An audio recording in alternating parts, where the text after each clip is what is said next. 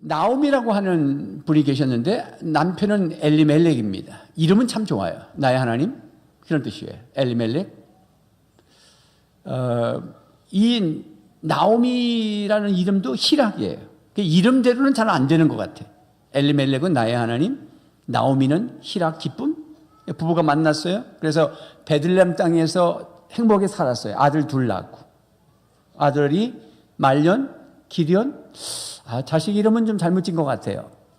허약한 자, 병든 자, 그런 의미예요. 뒤에가 리온 그랬는데 아마 그때 당시에 애들이 태어날 때 좀 허약했던 것 같습니다. 그래서 기도하면서 잘 지어야 될 것 같아요. 뭐 자식 이름은 또 잘못 졌지만 부모님 이름은 괜찮아도 그러나 기근이 왔다는 거예요. 베들레헴 땅에 가난이 기근이 왔고 흉년이 들었어요.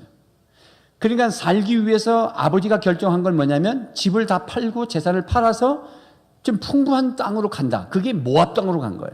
지금으로 보면 요단강 동편에 요르단이라는 나라가 있습니다. 요르단으로 간 거예요. 그 당시에는 모압으로 간 겁니다. 먼 거리를 여행한 거예요. 가서 모압에 가서 뭐 집도 사고 땅도 좀 사고 그렇게 행복하게 좀 살았겠죠, 처음엔. 그런데 그 이름 좋은 엘리멜렉, 나의 하나님이라는 이름을 가진 아버지가 먼저 죽습니다. 그리고 10년의 세월이 흐릅니다. 배우자가 먼저 죽은 충격에 나오미는 기쁨이라는 이름을 가졌지만 기쁘지 않았을 거예요. 그래도 눈물을 닦고 이 자식들과 함께 열심히 살았습니다. 그러니까 10년 좀 크니까 애들이 컸어요. 그래서 장가를 다 보냈습니다. 맏며느리가 룻이고 순서상 오르바가 먼저 나오지만 룻기서 4장 10절 말씀에 보면 말년의 부인이 룻이라고 나온 거 보면 말년이 장남이니까 맏며느리입니다. 룻, 그 다음에 오르바라는 두 며느리를 두어서 결혼을 시켰습니다. 뭐 홀로 어머니 잘 섬겼겠죠. 두 아들이 잘 섬겼을 거예요. 근데 성경은 4장밖에 없으니까 긴급하게 지나갑니다.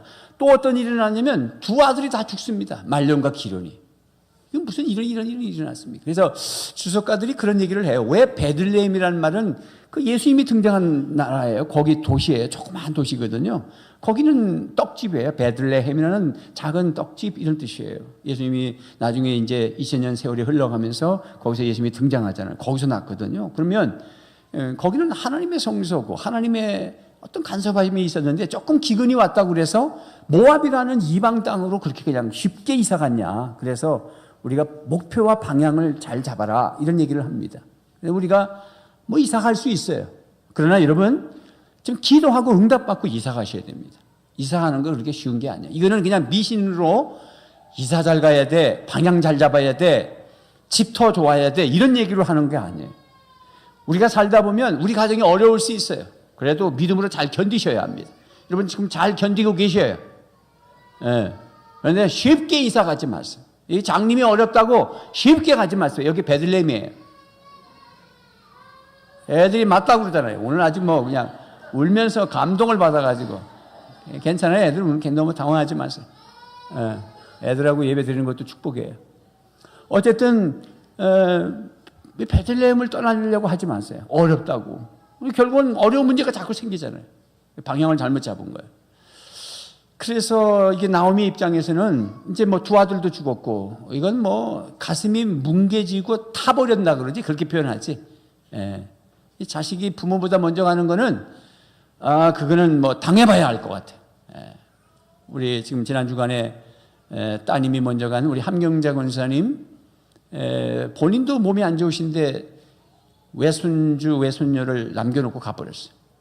딸이 이제 42 애들 이제 초등학교 6학년 그저 1학년 유치부 아이.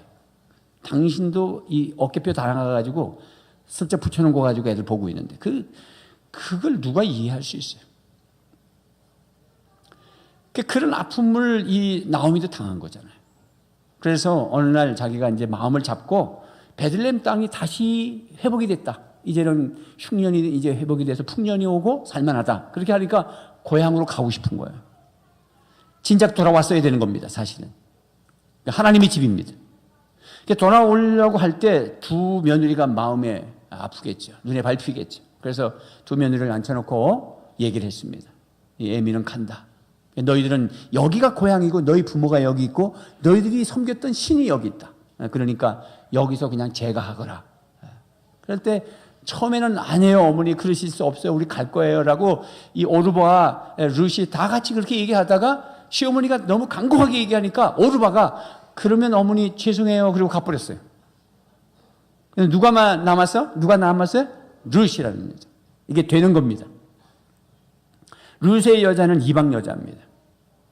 어떻게 훈련을 잘 받았길래, 어떻게 품성교육을 잘 받았길래, 어떻게 친정부모가 잘 키웠는지 모르지만 그의 마음은 따뜻했습니다. 어머니 저를 절대 내치지 마십시오. 이 어머니와 함께 죽기를 각오할 겁니다.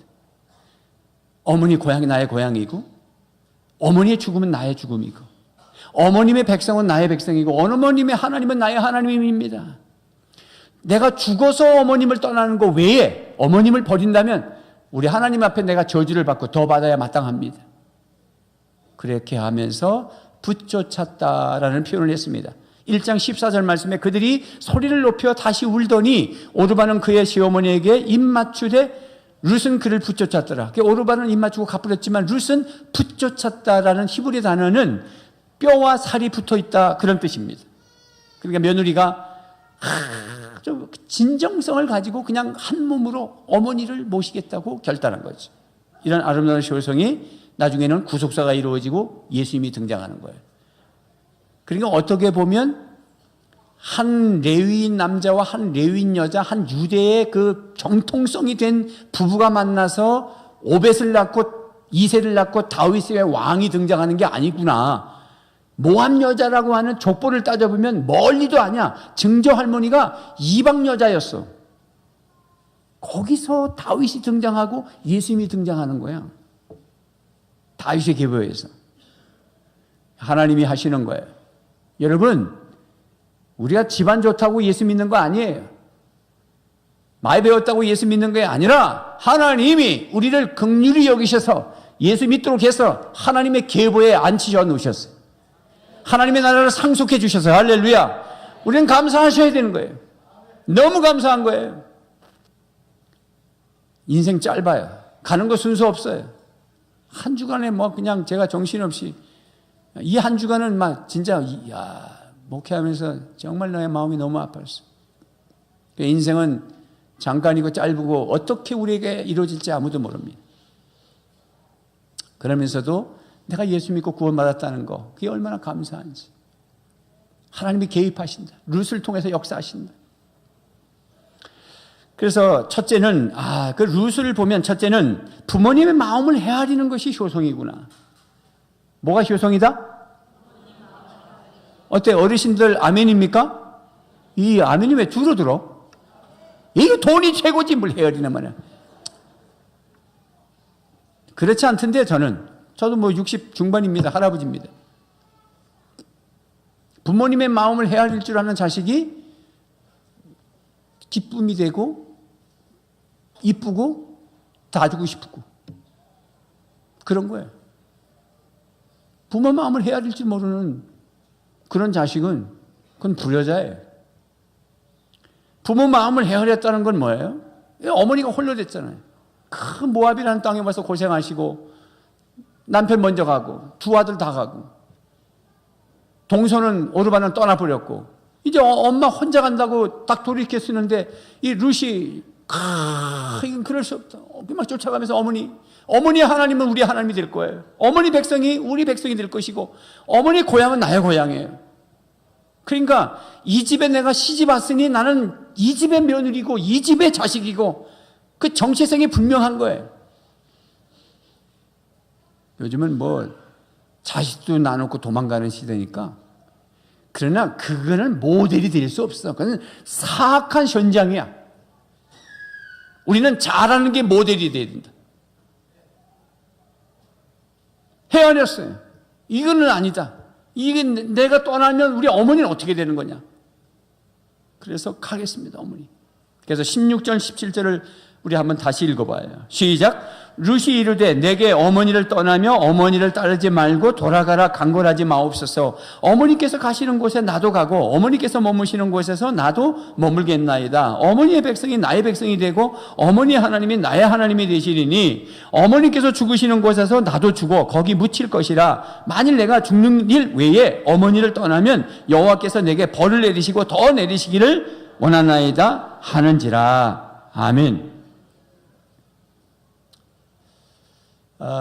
뭐 이게 이제 여기 자녀들도 오평원 젊은이들도 앉아 있습니다. 저도 청년이 있었고 주일학교 때가 주일학교라기보다는 이제 어릴 적에 초등부 소년 그런 때가 있었고 성장하잖아요. 그때 어머니에게 효라는 게 나이별로 다 다른 거예요.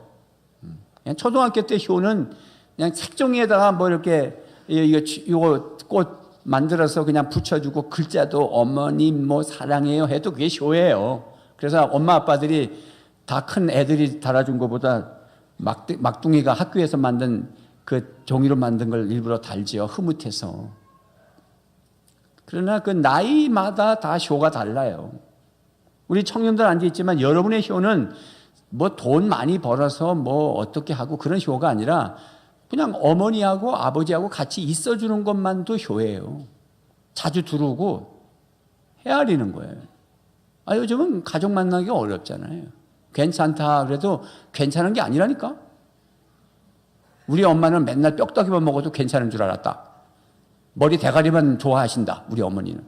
그런 줄 알았다. 이 바보 천치야. 그렇지 않아. 어머니도 살덩어리들 좀 드시고 싶은 거요. 에이 너희들 시간 보내라 괜찮다. 그러니까 뭐 손주들 다 맡겨놓고 둘이서 여행 갔다 오고. 그러는 거 아니라니까. 헤아려야지. 말을 거꾸로 하시는 거란 말이에요. 그게 부모거든요. 아까 봐. 자식이 견벼락에다가 대리 쳐받고는 돈 달라고 그러니까 어떤 사람이 지나가다가 뿌리치면서 뭐 이런 사람이 있나 그랬더니 넘어진 아들을 껴안으면서 머리 다쳤을까 봐. 이게 어머니 마음이거든요. 헤아려야 되는 거예요. 이 노년이 되면 그러니까 지금 이제 오평원의 젊은 청년들의 효는 그냥 기쁨이 돼주고 자주 드나거리고 집안에 있으면서 늘 밝은 웃음을 하면서 그냥 엄마 사랑해요 아빠 뭐 그러면서 그냥 그게 효예요. 그때도 뚝뚝하고 막 그냥 막 자기 뭐 애인 지금 이제 뭐 한다고 뭐 사귄다고 막 그냥 그럼 애인 사귀는 괜찮아. 그러면 사귀면 사귄 얘기도 좀 해 와서 밤새고 자매가 어떻게 했고 뭐 그 오빠가 있잖아 엄마 그래 그것도 효야. 그래서 있던 얘기 다 하고. 그렇지만은 여기서는 좀 이 부모님이 연세가 많을 때, 노부모님일 때, 이 노년기에 이 삶의 질이 막 떨어지고 위기감이 있거든. 신체적인 변화가 옵니다. 연세가 많으시면. 저희 장모님, 저희 친부모님은 다 천국 가셨어요. 그래서 저희 장모님만 이제 딸이 외동딸이기 때문에 제가 가락교 왔을 땐 가락에 와서 사셨고 부산에 오니 여기 사시고 여기 은퇴 권사님이시고 올 나이 80이십니다. 곁에 계십니다. 제가 젊을 때 처음 제 아내와 결혼했을 때 저희 장모님은 41인가? 아주 젊은 저하고 15살밖에 차이 안 납니다. 어머니 참 예뻤어요. 저는 두 여자를 거느리고 산 것처럼 예뻤어요. 그렇지만 나이가 80이 딱 되니까 몸이 다 흐트러지시는 거예요. 이게 똑바로 못 서 계셔 지금. 그것만 봐도 막 측은지근한. 자주 넘어지시고 길바닥에서 넘어지시고. 이제는 내 혼자 못 살다. 언제든지 오세요 어머니. 지금은 또 집에 계셔요. 뭐 저쪽에 뭐 공사한다고. 뭐 언제든지 오세요. 그러니까 가까이 사는 거죠. 헤아려야지. 몸이 무너지고 자존감이 낮아지고 자기 역할에 대해서 상실감이 있고 관계가 다 끊어지고 사별을 하고. 저희 어머님은 장인어른이 돌아가시니까 한 달을 우시더라. 한 달을. 제가 처가살이 했거든요. 처음에 부산 내려와가지고. 신발을 안 치우시고 구두를 현관에다 그대로 놔놓고 우시고 양복을 혁띠를 껴가지고 바지를 신발 그 현관에 들어가면 신발장 있잖아요. 그 신발장 위에다가 바지를 이렇게 턱 걸쳐놓으시고 우시는 거예요. 얼마나 남편을 못 잊으면. 그냥 귀에서 내가 그냥 우는 소리가 막. 그 젊은 40대 어머니가 먼저 아버지가 가셨거든요. 헤아려야지. 불효입니다. 저는 잘 못해드려요. 목회 그건 핑계입니다. 그래서 이제 마지막 보루입니다. 저에게는 저희 부모님한테도 불효했지만 저한테는 마지막 ip새와 같은 한 분이 달랑달랑 붙여 있습니다. 제 앞에서. 마지막 나한테 하나님이 기회를 주신 거예요.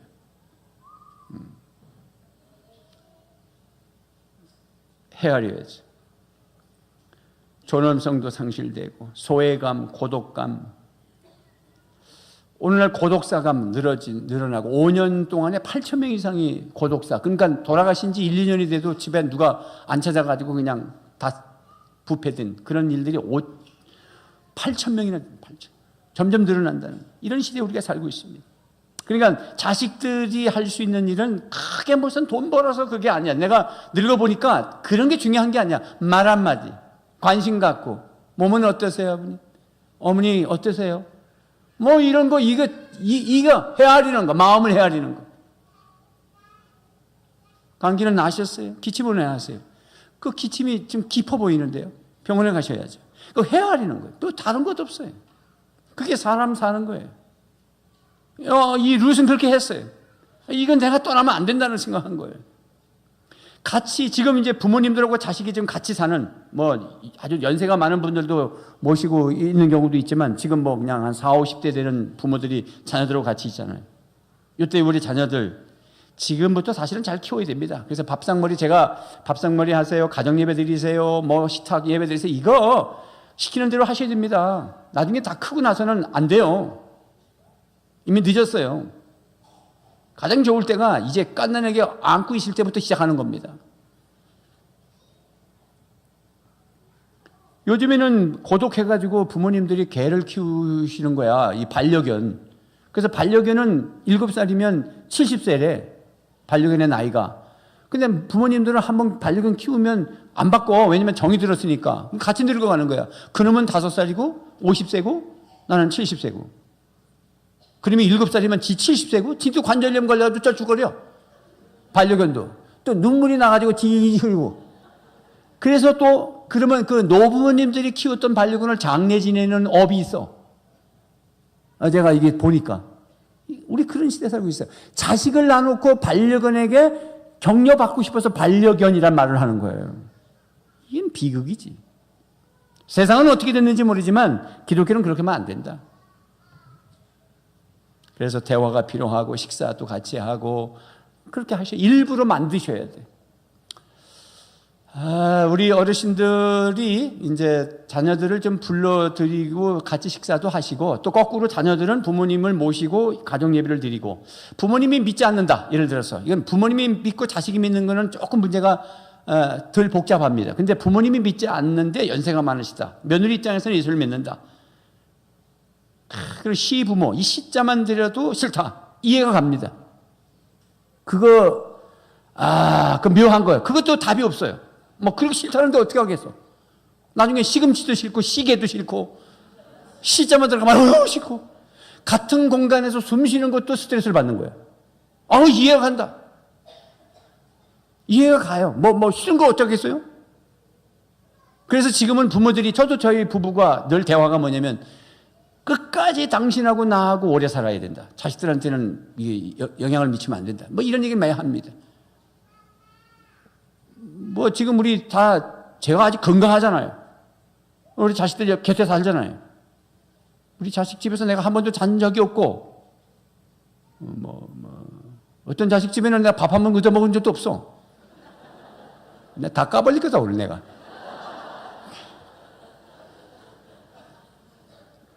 왜? 서로 잘 지내죠. 잘 지내지만 근데 항상 자식들하고 사는 게 힘들까 봐 그냥 바깥에서 먹고 그렇게 하지요. 근데 만약에 제가 지금 간다, 예를 들어서 제가 가서 하루 종일 잔다 그러면 잘하겠죠. 그러나 숨 쉬는 것도 힘들 거라는 말이 이해가 간다. 자기 친정 아버지 같지는 않을 거란 말이지. 잠깐 왔다 가는 거지. 왜 안 가시나? 옷도를 벗으시네. 그러면서. 양말까지 다 벗으시네. 추리닝까지 달라고 그러시네. 골치 아파, 이거 진짜. 때려. 그래서 바깥에 나가서 자기 남편을 전화하면서, 여보, 아버님 오셨는데 오늘 주무시고 갈 것 같아. 나 미치겠다. 충분히 이해가 된다. 여러분, 친정 부모도 스트레스 받는다는데 지금 시부모가 무슨 뭐 아무리 잘해줘도 막 간을 다 빼줘서도 돈으로 되는 거 아니야. 제가 그런 걸 느꼈어요. 자식들을 돈을 줘서 사랑을 살려고 하면 안 되는 거예요. 그건 그렇게 되는 게 아니야. 각각 다 자식 잘 키웠어야 되는 거야. 우리 며느리들도 부모로부터 잘 커왔어야 되는 것이고 우리 새끼들도 잘 키워서 보냈었어야 되는 거야. 다 그래야 효라는 게 이루어지는 거야. 이건 갑자기 되는 게 아니에요. 여기 앉혀놓고 지금 설교 30분 듣는다고 확 변하는 게 아니야. 그러면서도 깨달아야지. 못하면 눈물 흘리고 회개하고. 두 번째는 부모님을 정성으로 봉양하는 거예요. 이게 룻이 그렇게 했단 말이죠. 봉양한다. 돈 있는 거 봉양하는 거는 조금 더 쉬울 수 있어. 왜? 그거는 동기부여가 되거든. 우리 부모님을, 우리 시부모님을 잘 모시면 나중에 유산이 나한테 떨어진다. 얼마가 떨어질 거. 그런 거 생각하면서 그것이 동기가 돼서 할 수 있어요. 그래서 돈을 손에 쥐고 효를 받을 수도 있어요. 그렇지만 그거는 비극입니다. 그건 아닙니다.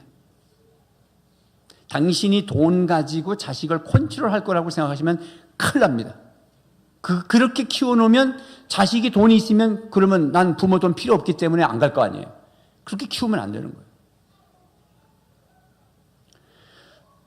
1장 21절에 내가 풍족하게 나갔더니 여호와께서 내게 비어 돌아온다. 이게 나오미라고 하는 시어머니가 한 말이에요. 자신 팔아가지고 모압 땅으로 갔을 때 풍족했는데 남편 죽고 두 아들 죽고 다 가산 탕진하였고 아무것도 없는 거야. 그 비어서 돌아가는 거야. 그런데도 룻이 따라가게 하는 거예요. 뭐 바래서 따라가는 게 아니라는 거예요. 진정성이 있지 거기에. 그래서 나중에는 2장에 보면 이 4장까지 1장은 이게 막 그냥 가냐 오냐 막 이러면서 룻이 그냥 시어머니 따라가는 이야기. 2장은 무슨 얘기냐면 이제 베들레헴에 와가지고 웬 모함 여자가 하나 왔는데 너무 이쁘고 아름다운 여자가 아주 말씨도 곱고 어떻게 히브리 말을 배우겠는데 더듬거리지만 품성은 벌써 몇 마디 해보면 알거든. 이 여자가 어떻게 교육받은 여자인지 그 얼굴 표정이나 그 나오미 시어머니를 모시는 걸 곁에서 봐서 온 동네가 소문이 나서 현숙한 여인이라고. 그러면서 어머니를 위해서 이삭 죽으러 나간다고. 이 2장입니다. 그래서 2장 17절에 룻이 밭에서 저녁까지 죽고 저녁까지 깨끗이 죽고 그 죽은 것을 떠니 보리가 한 예밭쯤. 이거 뭐 한 대도 안 되는 거야. 18절에 그것을 가지고 성읍에 들어가서 시어머니에게 그 추운 것을 보이고 그가 배불리 먹고 남긴 것을 내어 시어머니에게 드리매. 뭐 이거는 이제 일꾼들하고 배불리 먹었다는 거예요. 자기 다 먹고 나머지 줬다 그 뜻이 아니고 그 이삭 주러 가면은 우리 그냥 농촌 생각하면 돼. 우리도 옛날 어려울 때 이삭 주웠거든. 바가지 들고. 저도 주운 적이 있었어. 저는 터진 게 경기도 강화군 우리 새가족을 위해서 지금 설교하는 거니까 반복해서 용서하십시오. 경기도 강화군 부르면 오두리 197번지 터진 게 강화도 5번째 섬, 큰 섬, 김포가 쳐다보이는 바다 가장자리에서 국유지. 우리는 땅이 없었어. 너무 가난했어요. 땅 농사 조금 지었어요. 쌀 한 가마밖에 안 났어요. 9식구가 먹었으니까 얼마나 가난하게. 그러니까 이삭을 줘야죠. 바가지 가지고 저도 이삭 주러 많이 다녔어요. 그러면 논에 가면은 논두렁에다가 벼를 비워가지고 서로 이렇게 말을 하고 어깨를 이렇게 해서 쭉 늘어놨는데 절대 그건 자르면 안 되는 거죠. 떨어진 거 줍는 거죠. 그런 윤리는 다 지켜서 옛날에는 그건 도둑이 되니까. 그게 지금도 이 룻이 그렇게 주셔서 손으로 훑어서 대박을 대보니까 반대박도 안 되는 거야. 그리고선 때가 되면 일꾼들이 있으면은 아침에 7시에 나가서 일하고 아침 먹고 그 다음에 10시쯤 겨천 나가고 그 다음에 12시에 점심 먹고 또 오후 3시에 일하러 나가면 점심때 밥 먹고 나가면 3시쯤 겨천 나오고 5시에 들어와서 저녁 먹고 이게 참이라는 게 있잖아. 참. 그러니까 거기서 이제 보아스라고 하는 남자를 만나기 시작합니다. 그래서 이게 룻을 오라 그래가지고 참 먹을 때나 이럴 때 같이 식사도 하게 하고 그래서 자기가 배불리 먹고 그 다음에 자기가 이삭 좋은 걸 가져왔다는 거예요. 그러면서 이 어머님을 봉양하는 거예요. 야, 거기서 나올 게 아무것도 없지만 그 마음에 진실한 마음을 가지고 어머님을 섬겼어요. 이게 며느리가 부모 자식이라 이런 뜻이 아닙니다. 여기 룻은 그냥 모든 자녀에게 다 해당되는 겁니다. 이렇게 적용할 수 있겠죠. 오히려 이방 여자가 며느리인데도 이렇게 잘하면 친자식들은 더 잘해야 된다. 이게 도전받으셔야 되겠죠. 어떤 할아버지가, 이건 외국에서 있는 일이야. 부인이 먼저 돌아가셨어. 당신은 옷수선하고 뭐 이렇게 양복 만들고 뭐 이러면서 살았는데 이제 늙으니까 그것도 안 돼. 그래서 자식들이 뭐 자주 이렇게 찾아오더만 점점 발이 끊겼어. 자식들하고 밥을 먹고 하는 게 이게 좋는 건데 고독하니까 하나의 꾀를 낸 거야. 그래서 이 아버지가 친구가 목수인데 가가지고 금괴 있지, 금괴를 하나 만들었어. 그리고 자물쇠통도 하나 사가지고 오고. 그래서 집에다가 식탁 테이블 옆에다가 잘 보이는 데다 딱 놔놓고, 그 다음에 유리 세공을 하는 친구 집에 가서 유리 쪼가리들을 모아가지고 그 금괴에다가 가득 담아놓고 딱 덮고, 그 다음에 자물쇠통을 탁 닫아놓은 거야. 그렇게 안 오다가 한 2달에 한 번씩 오는데 왔어. 왔으니까 아버지, 저 못 보던 게 있네요. 그거 아버지가 평생 모아놓은 거 좀 넣어놨다. 그러세요? 그리고는 자기들끼리 밥을 먹고 이제 집에 갈 때 바깥에서 가면서, 야, 저 평생 모아놓은 건데 아버지가 저걸 정신없으신가 좀 마루에 내놓으셨네. 우리 자주 가서 우리 지키자. 아버지 돌아가시면 저거 우리 거가 되거든. 그래서 첫째 아들, 둘째 아들, 셋째 아들이 당번을 정해서 지키기 위해서 매일 간 거야. 그래서 아버지는 너무 행복한 거야. 자주 오니까. 먹자. 아버지 저거 잘 있죠? 잘 있어. 잘 있다. 언젠가 아버지가 돌아가셨어. 그래서 돌아가실 때 장남이, 야, 우리 아버지 장례 잘 지내드리자. 뭐 장례비 나와야 얼마나 나오겠어. 저거 있는데 뭐 우리 잘 해드리자. 그래서 아주 그냥 동네 잔치로 잘 해드렸어. 그리고는 장례 끝난 다음에 그걸 망치로 자물쇠통을 부셔가지고 뚜껑 여니까 뭐가 나왔어요? 유리 조각이지 뭐. 장남이 먼저 졸도하려니. 우리 속았다. 그러니까 둘째는 우리가 너무 무심하니까 아버지가 이렇게 하셨지. 막내는 울기만 하고. 그래도 장남이, 그래, 그렇지. 그러면서 이 안에 그래도 뭐가 있을 거야. 그래가지고 밑에 있는 그 유리를 다 건져냈는데 땅바닥에 아무것도 없어. 뒤를 보자, 뒤. 그래서 그것도 얼마나 무거운지 둘이서 들어가지고 뒤쪽을 딱 밑바닥을 뒤를 보니까, 이놈들아 부모에게 효도하라. 그런 이야기가 공감이 가요. 우리 시어머님들 며느리가 뭐 돈에 대해서 너무 신경 쓰고 어떻게 뭐 좀 주는가 하는 거 너무 신경 쓰는 그런 며느리가 있다면, 그런 며느리는 컨트롤하기가 쉽습니다. 오히려 돈이면 되거든. 그냥 가짜 다이아만지를 그냥 하나 껴요. 그 맨날 며느리 오기만 하면, 아이고 요즘 머리가 좀 이쪽에는 그냥 금식에 버져버져.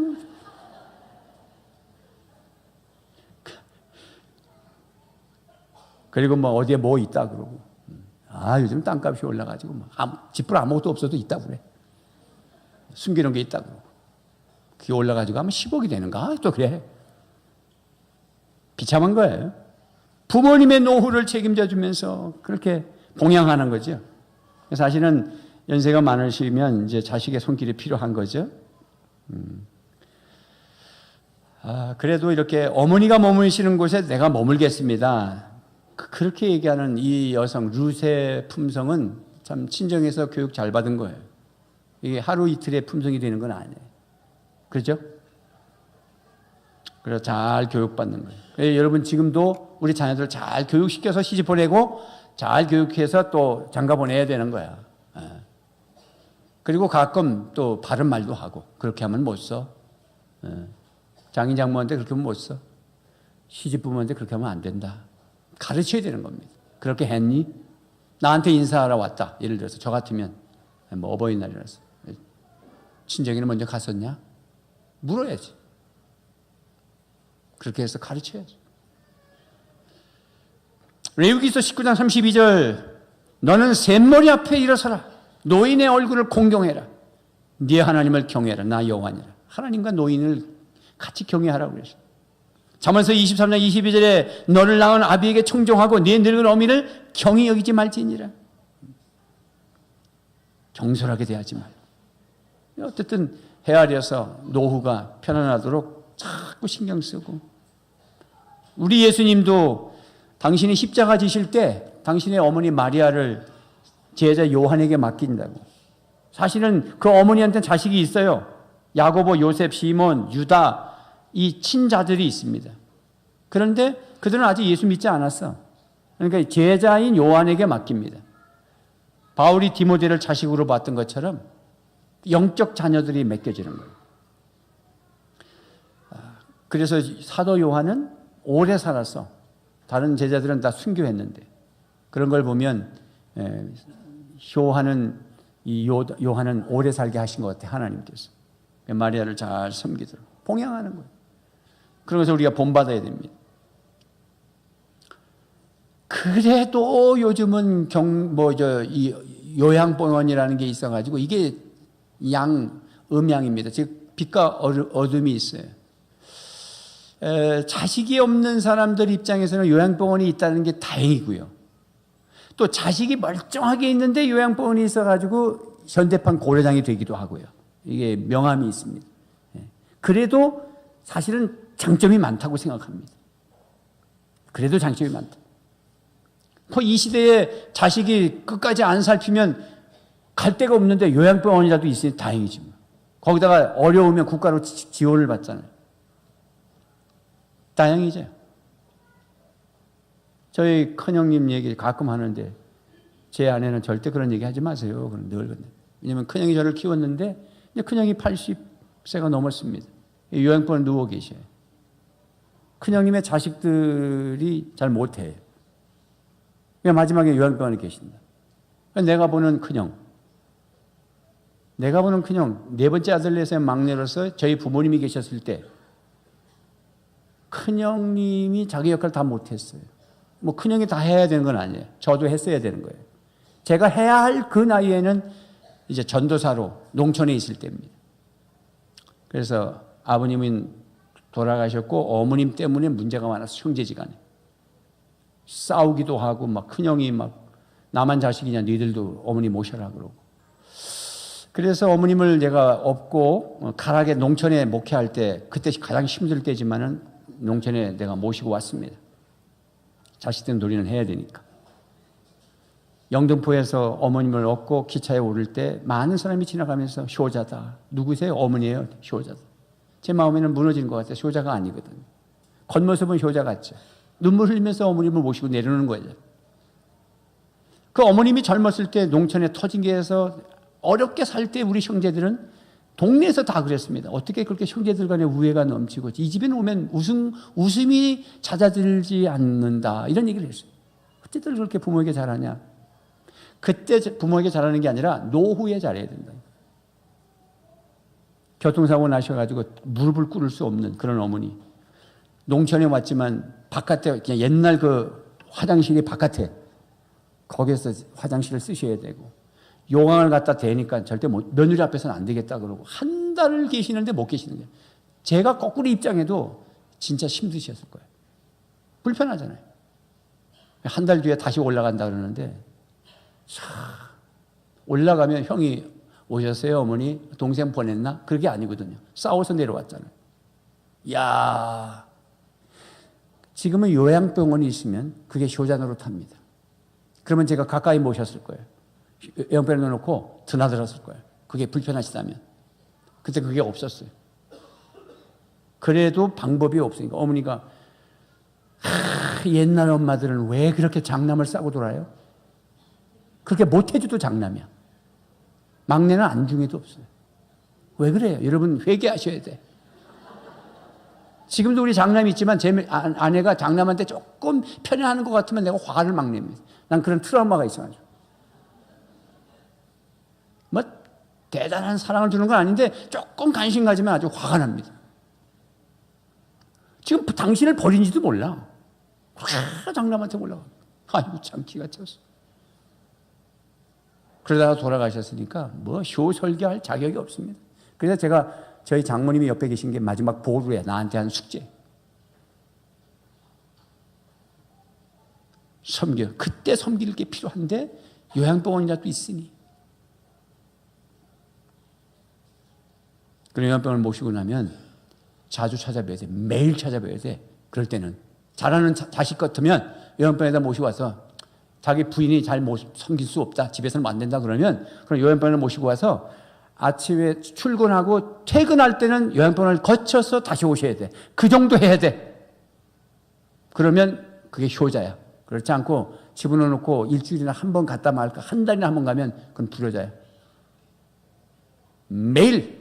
왜? 내 집에 모시고 매일 볼 건데 거기 계시잖아. 그러니까 국가가 해주잖아.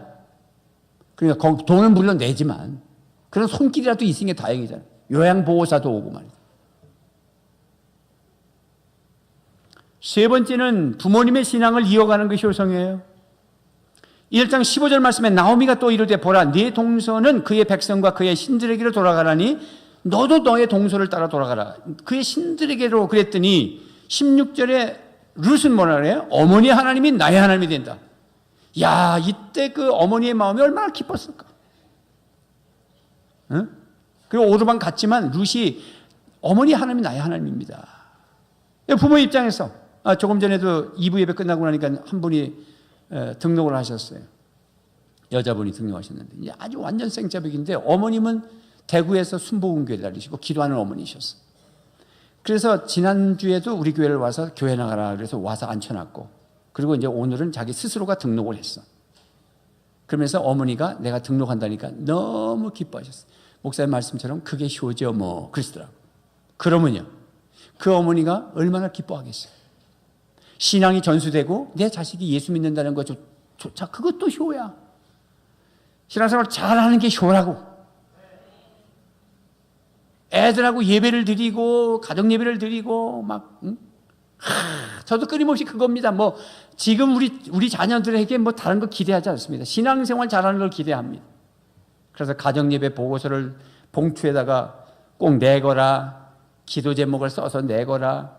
그리고 강대성에서 매일 새벽 기도 때 여러분 한 100장 되는 걸 기도하면 우리 며느리가 올린 거 없으면 섭섭한 거야. 이게 또 가정예배 안 드렸구나. 근데 그게 올라오면 얼마나 좋은지. 참 죄송해요, 여러분들에게. 그렇게 말씀드리는 건 죄송한데 이렇게 해요. 이건 죄송한 거예요. 왜냐하면 매주 가정예배 봉투가 오니까 일주일 기도하고 제가 이제 사무관사 가자면은 절단해서 소각해버립니다. 그럼 그 다음 또 오잖아요. 근데 내 자식이 올린 가정예배 보고서는 옆으로 빼놓고 옆에 있어요. 이게 아버지 마음이에요. 죄송스럽지만. 근데 안 두르니까 어쩌다 두른 그 봉투 안 버리고 앞에는. 내 마음에 무슨 얘기냐면 신앙이 전수되기를 바란다. 신앙생활 잘하는 게 제일 예뻐요. 여러분들도 그러시죠? 그러지 못한 게 한스럽고 늦게 예수 믿으셔서 우리 자녀들이 다 커서 예수도 안 믿고 있는 저 아들들 볼 때 눈물이 나고 한숨이 쉬어지고 나 혼자 천국 가야 되는데 안쓰럽고 교회 얘기하니 걷자만 얘기해도 막 벌벌 떨고 막 난리 피시고 자식들이 다 커가지고 거꾸로 신앙이 있는 자식이 신앙이 없는 부모를 어떻게 하면 좋을까? 제가 부모 입장에서 시부모님이 연세가 벌써 70이나 넘으셨다. 그런데 우리 자식들은 그렇게 되면 한 40, 50대거든요. 그러면 며느리 입장에서 진짜 부모님을 전도하고 싶다? 효하고 싶다? 그러면 한 달에 한 번이라도 찾아가서 식사를 같이 하는 거야. 그 부모님하고. 그리고 어쩌면 한 달에 한 번이라도 교회 나오시는 게 아니야. 우리 며느리가 우리 집에 오시라 그래서 식사 초대를 하고 가서 같이 가정 예배도 드리시고 종교가 달라서 뭐 하셔도 어머니 입장은 예수가 뭐 불교가 그런 게 중요한 게 아니라 우리 며느리가 정말 진정성을 가지고 나를 밥을 해주고 어머니하고 따뜻하게 하면서 지가 가정 예배를 인도하는 거예요. 아무 문제 없어. 내가 볼 때. 그거 아무 문제 없어요. 괜히 내가 우리 어머니가 예수 믿는 거 안 좋아해요 라고 하는 말을 하는 거지. 제가 부모 입장에서 한번 거꾸로 뒤집어서 생각해 보면 정말 믿는 며느리가 밥상을 차려놓고 한 달에 한 번은 부모님을 양산이든 밀양이든 창원이든 대구 미치면 한 달에 한 번 모셔라. 서울 정도 되면 한 달에 한 번 오시는 거 어렵겠지만 요 경남 지역, 경북 경남 지역 정도 한 달에 한 번 모시고 반찬 제대로 많이 안 해도 그 마음이 며느리가 따뜻한 모습에 감동을 받습니다. 어머니 제가 교회를 나가서 싫어하시지만 그냥 밥상에서 제가 한번 할게요. 괜찮겠죠? 억울하. 기도로 우리 어머니 건강을 위해서 간절히 기도해 보세요. 저희는 아버님이 돌아가셨을 때 온천교회 집사였습니다. 장례를 지내는데 불신장례로 큰형이 예수 안 믿었으니까 그 당시. 그 무시한 형. 장신이 뭐 나 가리켰다고 나는 완전 종이고. 제가 부산으로 도망온 거예요. 이런 얘기를 우리 아내가 하지 말라는 거예요. 새가족 목장을 하면 오늘은 담임 목사가 어떤 사람인지 얘기하는 날입니다. 둘째 날. 이거 언젠가 했다가 안 했다 그럽니다. 잊어버리면 안 하고. 오늘 다 할게. 도망갔어요. 그 판국에 장례가 났으니까 내가 올라갔잖아요. 그럼 불신장례 하면은 젓가락 탁탁 들고 향불 앞에서 장남부터 소주잔 따르고 둘째 따르고 셋째 부부가 다 막내 부부 차리잖아요. 어떻게 했으면 좋겠어요? 응? 뭐 저를 안 한다 그 정도가 아니라 뭐 어떻게 했으면 좋겠습니까? 야, 저는 그때 믿음은 지금 믿음보다 훨씬 좋았어요. 목사 믿음이 지금은 시원치 않아. 그때는 집사였는데 제 아내를 손을 딱 잡고 조금 한 걸음 앞에 딱 나가서 무릎을 꿇은 게 아니라 그대로 서서 기도를 했습니다. 통성 기도를. 99%가 우린 불신자 집안입니다. 나만 예수 믿었으니까. 99%야. 우리 빼고는 다 안 믿었으니까. 그렇지만 정말 그 성령님이 나를 기도를 인도해 가시는데 살아계시는 어머니를 위해서 기도한 게 아버지는 이미 돌아가셨으니까. 그 만져주심. 눈물 흘리고. 야, 친족들이 다 우는 거야. 내 귀에 들리잖아요. 막 우는 소리가 나는 거야. 여러분, 진정성으로 기도하면 감동을 받습니다.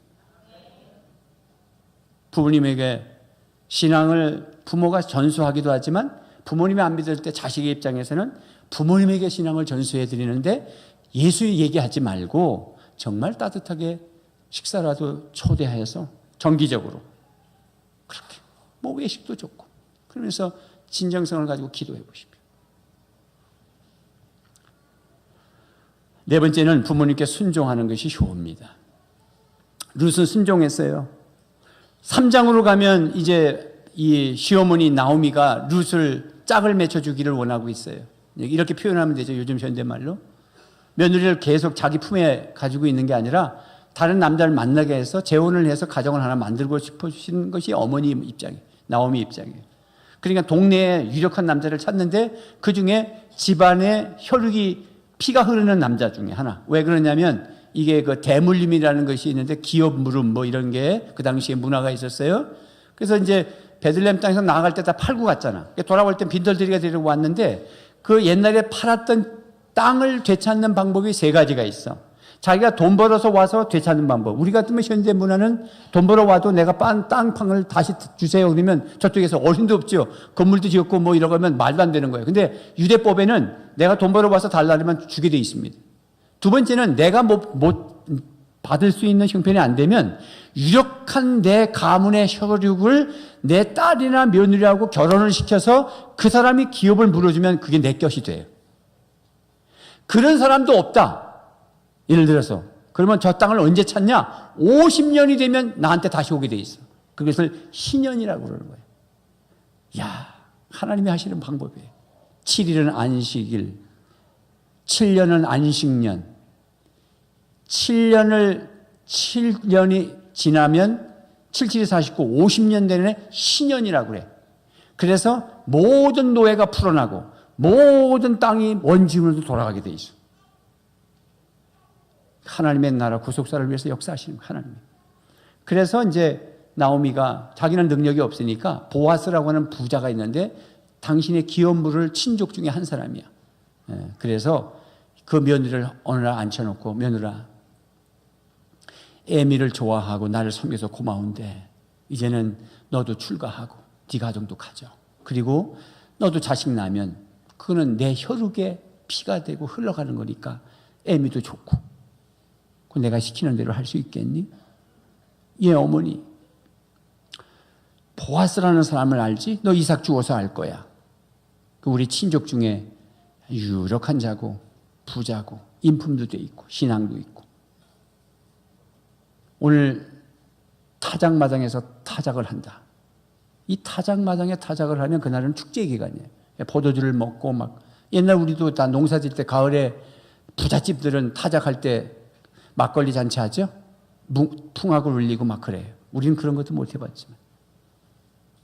그래서 그런 게 이렇게 하고 싶은 거예요.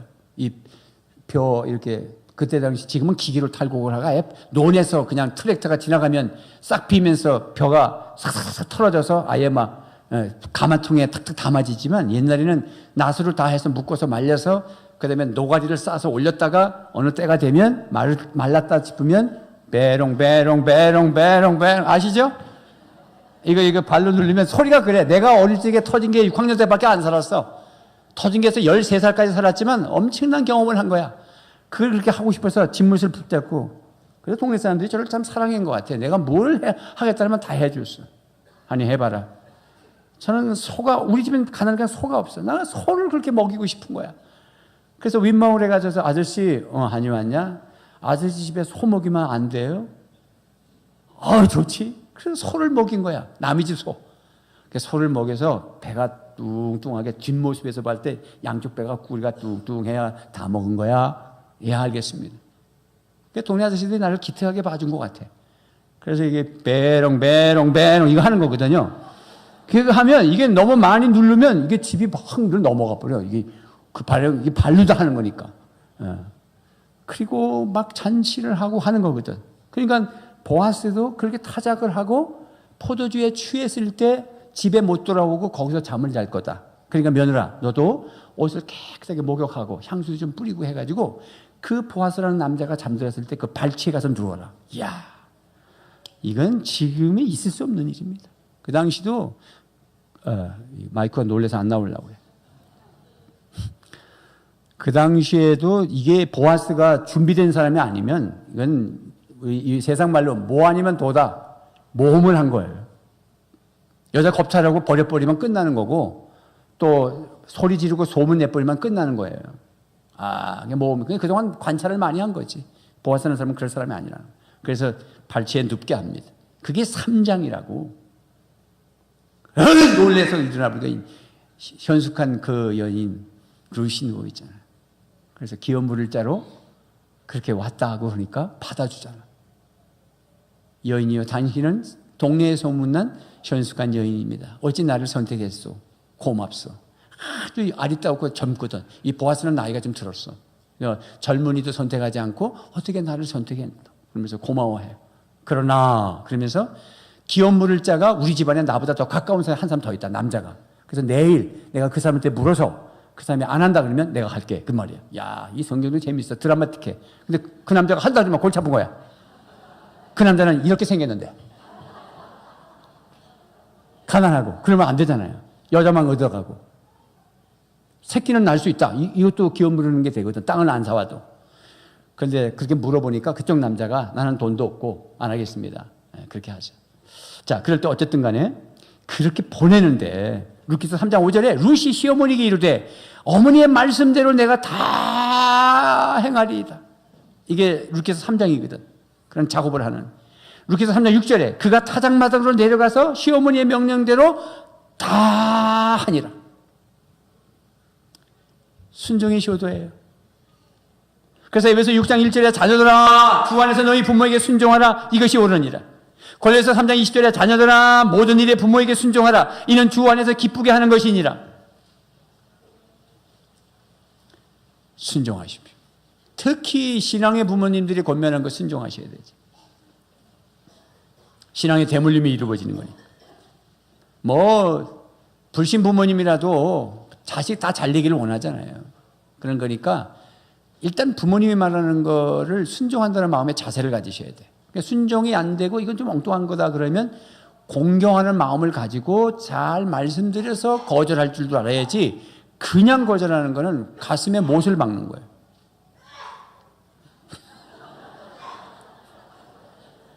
괜찮아요? 에어컨이 나와서 그래. 아니면 너 기분 나쁘거나. 기침하는 소리가 젊은이 목소리 기침하는 거니까 괜찮아요. 기침을 하든 뭘 하든 아주 잘 들어요. 그래서 부모님께 순종한다. 뭐 쉬운 건 아닐 거예요. 그렇지만 순종해야 된다. 그게 계명이에요. 그래야 구속사가 이루어지는 거예요. 그래서 부모님에게 순종하면 자다가도 떡이 생긴다. 그런 말은 없어. 내가 만든 거예요. 그건 뭐 다 갖다 붙이대. 마누라한테 말 잘 들으면 자다가 떡이 생긴다. 마누라는 또 그러고. 그러니까 오늘도 부모님께 순종하니까 하나님께 복을 받습니다. 결국은 그래서 그 보아스와 결혼을 하게 되죠. 그리고는 자식을 낳습니다. 그게 4장입니다. 그리고 끝나는 거야. 4장 13절에 이에 보아스가 룻을 맞이하여 아내로 삼고 그에게 들어갔더니 여호와께서 그에게 임신하게 하심으로 그가 아들을 낳았다. 그래서 17절은 뭐라 그래? 룻기서 4장 17절 시작. 그의 이웃 여인들이 그에게 이름을 지어주되 나오미에게 아들이 태어났다 하며 그의 이름을 오벳이라 하였는데 그는 다윗의 아버지인 이새의 아버지였더라. 그랬어요. 우리 4장을 한번 보겠습니다. 뭐 짧으니까. 4장 마지막 절을 보면 뭐라고 끝나는가 봐. 22절. 그래서 오벳을 낳았단 말이죠. 오벳을 낳았고. 자, 그래서 21장, 4장 21절, 22절을 마지막 절 시작. 살몬은 보아스를 낳았고 보아스는 오벳을 낳았고 오벳은 이새를 낳았고 이새는 다윗을 낳았더라. 그리고 끝이야. 그래서 어디로 가? 사무엘상으로 간다고. 사무엘상이 이제 왕이 등극한다고. 그럼 다윗이 왕이 되는 게 아니라 사울 왕이 된다고. 다윗은 그 집의 사위가 되고. 그런데 다윗이 나중에 왕이 된다고. 그런 이야기 스토리가 지금 물려가고 있는 거예요. 그러니까 순종하는데 구속사가 이루어지고 순종하는데 예수님이 등장하고 순종하는데 우리 집안이 하나님의 나라가 임하고 이 놀라운 일이 일어나는 거예요. 이건 기독교 효예요. 세상의 효는 땅의 효예요. 윤리적 효예요. 인륜이니까 그렇게 해라 뭐 어쩌고저쩌고. 우리는 하나님의 나라가 임하는 겁니다. 구속사가 이루어집니다. 네. 그래서 여러분들이 어떤 며느님이었던 어떤 딸이었던 어떤 집안에서 태어났던 어떤 자식이든 관계없이 저는 터진에서부터 여기까지 왔잖아요. 예, 그래서 하나님이 어떻게 역사하실지 앞으로도 계속 일어날 거잖아요. 예, 그래서 그 마지막은 순종할 때 신앙의 계보가 이루어지고 나중에 구속사가 이루어지고 하나님의 복을 받게 된다. 신명기 5장 16절에 너는 네 하나님 여호와께서 명령한 대로 네 부모를 공경하라. 그리하면 네 하나님 여호와가 네게 준 땅에서 네 생명이 길고 복을 누리리라. 에베소 6장 2절 3절 시작. 네 아버지와 어머니를 공경하라. 이것은 약속이 있는 첫 계명이니 이래서 내가 잘되고 땅에서 장수하리라. 그러니까 순종할 때 복을 받는다. 그러니까 다윗 얘기도 했지만 다윗이 왕이 되는 등극을 하는 과정이 순종에서 와. 아버지가 전쟁터에 이 다윗을 형님들 보고 오라고 신부름 보낸 걸 갖다가 골리앗하고 이스라엘 백성들하고 싸우는데 돌멩이 가지고 나와서 골리앗 무너뜨리고 그다음에 장군이 되고 왕이 된다고. 순종할 때 왕이. 여기는 내가 설교 교환에는 다윗 얘기를 한 게 아니라 요셉 얘기를 했다. 요셉이 이제 이집트의 총리가 되잖아요. 그게 뭐의 출발이었냐면 아버지가 형님들 세겜에서 양치는 거 갔다 오너라 했는데 예 아버지 갔다 오겠습니다 하고 순종했는데 총리가 됐고 이집트에서 이스라엘에서 200만이 태동해서 가나안 복지로 가는 출발점이 되는 거예요. 그 창세기 37장 13절 보겠습니다. 시작. 이스라엘이 요셉에게 이르되 내 형들이 세겜에서 양을 치지 아니하느냐 너를 그대로 그들에게로 보내리라. 요셉의 아버지에게 대답하되 내가 그리하겠나이다. 이게 그렇게 쉬운 게 아니에요. 왜냐하면 37장 13절이지만 그 1절에서 12절 간간에 무슨 일이 있었냐면 요셉이 꿈꾼 얘기를 자꾸 해. 형님들 볕단이 나한테 내 볕단에게 절했어요. 그리고 11별이 해와 달에게 절하다이다. 이 말은 요셉이 형들보다 잘 된다는 거야. 형들이 막 절한다는 거잖아. 그러니까 형들이 막 미워했어. 꿈 얘기를 자꾸 하니까. 아버지 없을 때 벌판에 나와서 양칠 때는 요셉을 혼자 왕따시키고 푸시업도 시키고 일도 많이 시켰어. 그리고 막 구두발로 차고. 그래서 알아. 형들이 날 미워한다는 거. 근데 세겜에 양치고 있는데 아버지가 갔다 오라 그러면 안 가야 되는 거예요. 아버지 사실은 제가 말을 못했지만 형님들이 내가 꿈 얘기 자꾸 하니까 미워해서 나 이거 봐 정강이 다 까였고 못 가요. 그러면 아무것도 안 되는데 예 그러하겠습니다. 예 그러하겠습니다 하고 간 세겜 땅에 갔는데 없어서 도단까지 갔다가 형님들에게 팔려서 이집트 가는 거예요. 예, 그리하겠습니다. 순종하는 발걸음이 하나님의 구속사가 확 도는데 이집트의 총리가 되고 자기 가정을 다 모셔드리고 그리고 400년이 흘려서 200만이 태동해서 요셉의 그 뼈다귀를 추려가지고 유언을 한다고 자기 죽을 때 가나안 땅으로 출발해 나갈 때는 내 뼈를 수습해서 가져 나가라. 400년 동안 요셉의 뼈를 인계인수했어. 그리고 그 뼈를 지고 가나안 땅에 들어간다고. 이게 구속사입니다. 우리가 예수 믿고 효하는 건 우리 잘난자고 그런 게 아니라 그 결과는 하나님의 섭리와 구원의 운동이 일어나도록 효를 해야 되는 거예요. 그래서 우리 가정의 오늘 말씀을 정리하면 부모님의 마음을 헤아리고 부모님을 정성으로 봉양하고 부모님의 신앙심을 이어가고 그리고 순종해서 명가를 이루시고 하나님의 복이 임하는 행복한 가정 다 되시기를 주님의 이름으로 축원합니다.